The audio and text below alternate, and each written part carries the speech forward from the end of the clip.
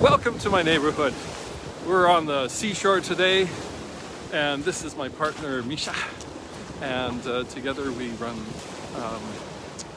Zoomers of the Sunshine Coast, a group known to just a few people in the world, and we provide fully moderated, gentle, deep clinical information about COVID. And other stuff. And other stuff. Anything that impinges on that. Yeah, the sound might get kind of wiped out today because we have an awful lot of wave action, as I'll show you in a sec here. And otherwise, it's a beautiful, cool, blustery day on the west coast of Canada. So we're all talked out. We had a lovely Zoom conference today with a bunch of other people talking about how to stand up for sustainability on our planet and other such good things. So, yeah, I don't know what to talk about today. What do you think? Well, I don't know either. I thought you had it all laid out. What? Yeah, well, I did, but... you did? And then what happened? Your hat flew off. That's what happened. Yeah, my hat flew off. Yeah. No, I was going to talk about strange things like octopuses and latest discoveries and things like that. But what we were talking about a little bit today in the conference was this idea that permeates a lot of our culture. And it's about, you have to make your mark. You have to change the world and be remembered for something. The problem with that is that if you recurse that in a forward fashion, that's how we got into this mess in the first place. We keep making marks before we actually know how they affect the other marks that other people are making, and over time they kind of compound. Yeah. Yeah. There's actually other people walking on the beach here.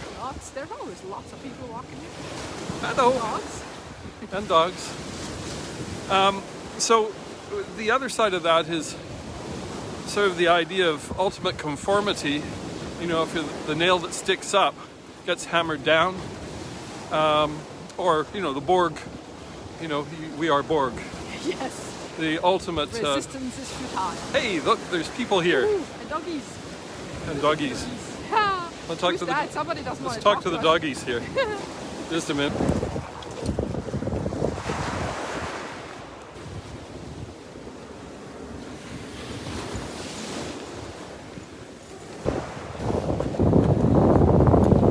Bye-bye.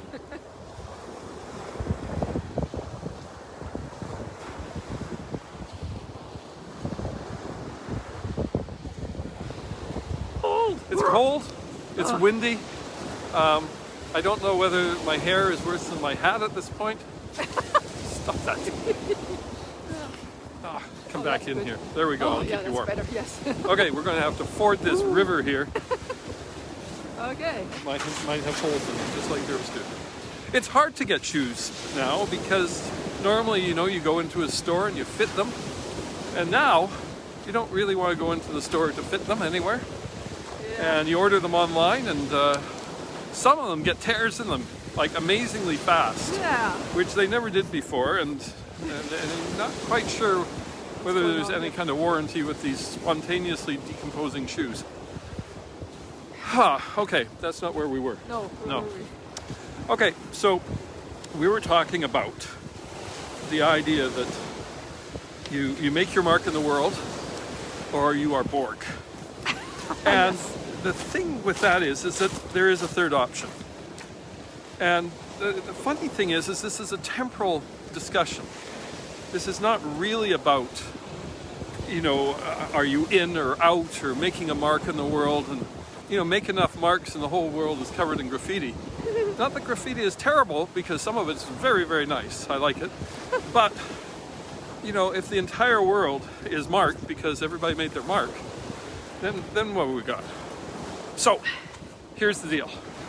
What we need to do is do something... Is make marks that are sustainable like the dogs do.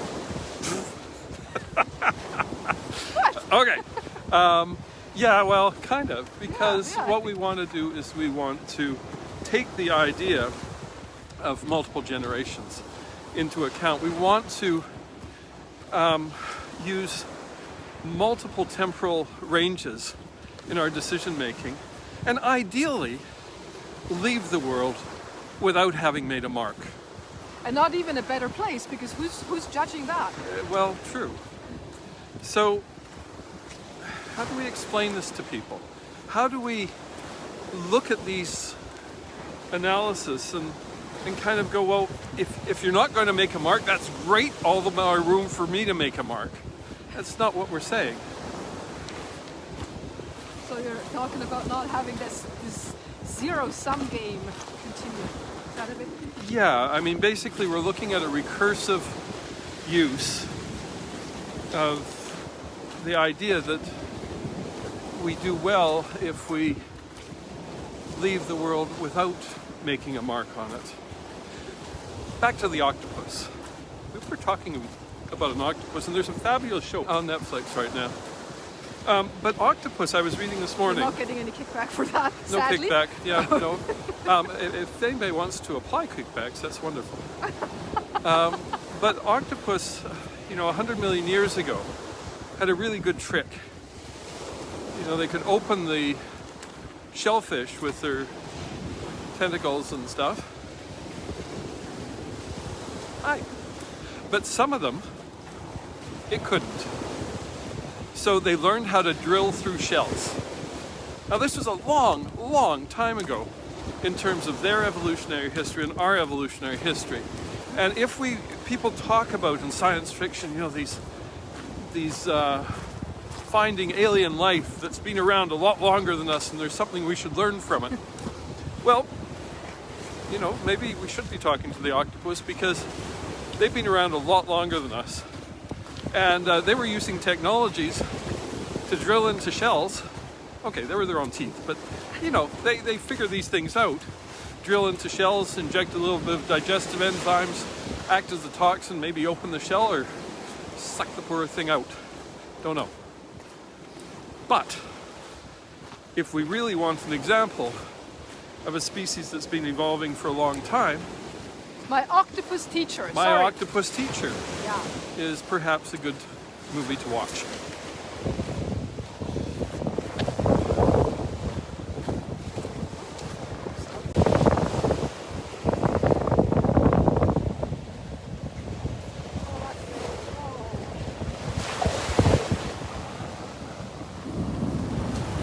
I'll try something else. So we are doing fantastic continuity here. We are changing outfits every cut. It's almost like the Bridgertons. Richardson's, yes, I guess so.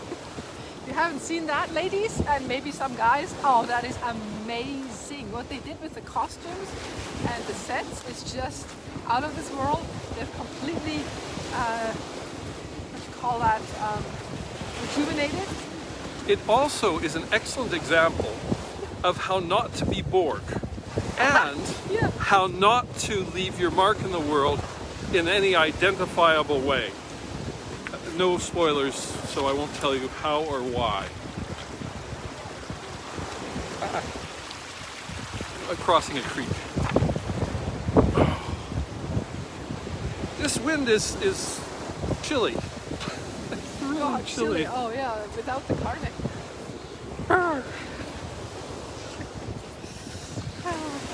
Okay, so what we're looking for is when you do a scientific study, what you do is you limit the context of your study. This is well known to anybody who does graduate work because that's what your supervisor will tell you. Please do something really simple, put constraints on it so that you can actually finish it and get out of here before I die.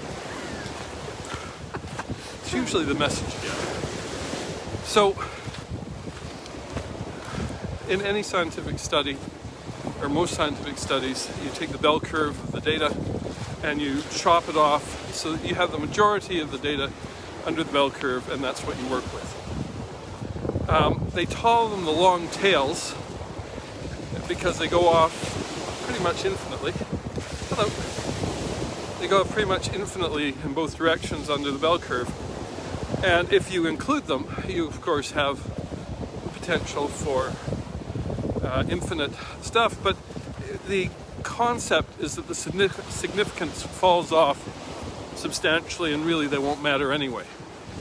But when you're looking at complex systems, very often as the systems change, some of the determining variables are off on those long tails that got cut off. So why am I telling you all this crap about bell curves and scientific studies and stuff and complex systems? Well, if you think about either standing out or getting nailed down, it really is a function of temporal granularity. How much time frame are we looking at? Are we looking at a day, a week, a month, as we're doing for the COVID analysis?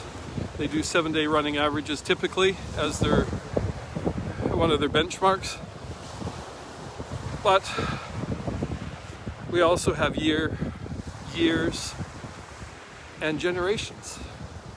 And the things that we do and answers we get are different in each of those contexts. Of course, in Canada and the US, we're looking at typically 4-year government terms. Those are balanced by, in Canada, long-term Senate appointments, and of course, lifetime appointments of judges to the bench in the Supreme Court. So there is a bit of a damper in there, but most governments, because they need to get re-elected, focus on what's going to matter in the next 4 years. We need to be looking at the future. We need to be looking at generations. We need to be imagining what it might be like if we could go back and talk to our great grandmother or grandfather about the things that they adopted that are causing us problems these days. Now imagine that your great grandchildren come back and talk to you. What do you think that they would say at this point? So we're looking for sustainable ecologies. Well, it's basically shifting our mindset, like we talked about today, to include things that we have not been including, and that how we have structured our society and our economy is very limited and very narrow. So what if we include, like some countries have started to do, happiness and well-being of their people, also include the cost that some practices that we do, they have on the environment, and future generations think about how they will deal with what we're doing. Changing that kind of perspective, I think that's what we are sort of also talking about, right? Kind of. I think we need a good buzzword for this, but I don't really have it. You know, it's all those who are good at buzzwords out there, naming things. Yeah, we need a good two-word name that sticks and describes it. You know, everybody knows what the Borg is, and they have an idea that maybe they don't want to belong to the Borg. But how do you talk about standing up for things as opposed to protesting things? You know, we were talking this morning, and somebody said, well, anger and fear, or fear and anger, in the order that they come, are useful because they can drive people into action. Yes, and then you have the wind from the back, right? We have now. Man, that is so much better. But they're not sustainable. And you can't sustain them over a long period of time because they're to bring people up to a, fear and anger kind of, I'm going to respond. Yeah. But what we really want is the things that come much earlier that, unless you're really paying attention, you miss, and that's humor and curiosity. And if we go from there, we're in a much better position to work out the kind of approaches that we might need. So I'm not talking about doing a whole bunch of specific stuff. What I'm talking about is doing things, changing the underlying precepts so that we are building models with different temporal granularities that allow us to then put all the rest of the things that everybody's talking about and arguing about into an appropriate perspective so that our kids, ourselves, and everybody else on the planet has a better chance to survive long term.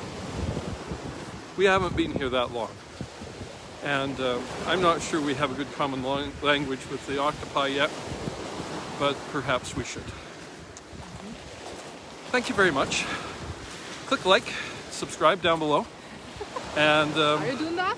are you doing that? Yeah, yeah. Down below, there. Yeah, You know, right there. They always tell you down below. Okay, Yeah, down so, below. I don't know. So, have a good day. Here come some more dogs. Yeah, they come back.